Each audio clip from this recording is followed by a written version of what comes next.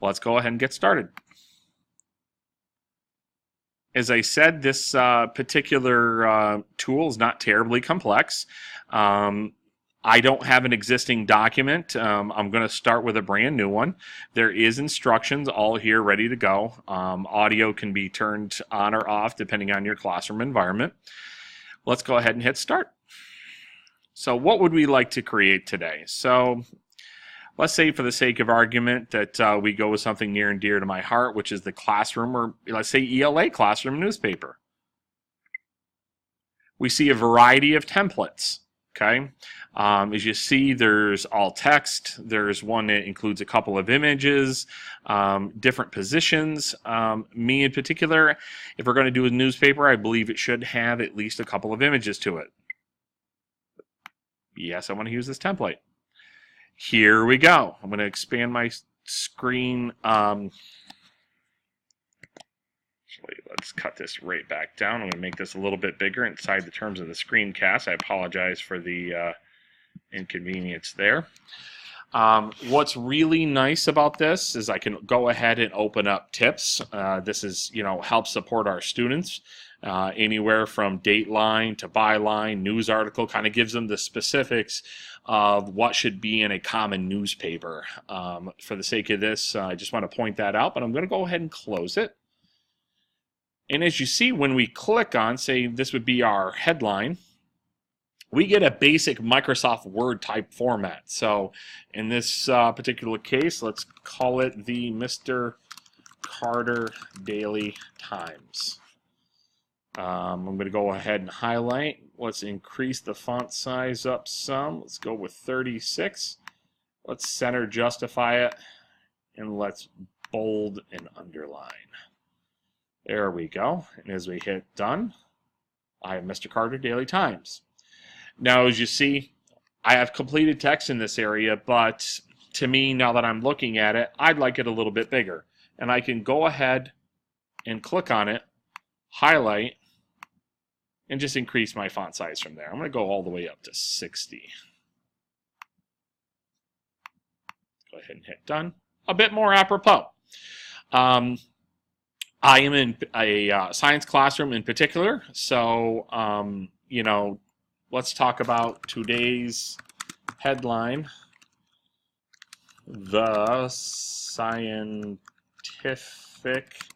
Method. Oh, forgot to increase the font size there. Let's go up to just short.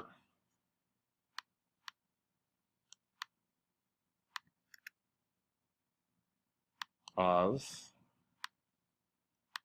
36. And as you see, yes, you're going to have to play around with the text.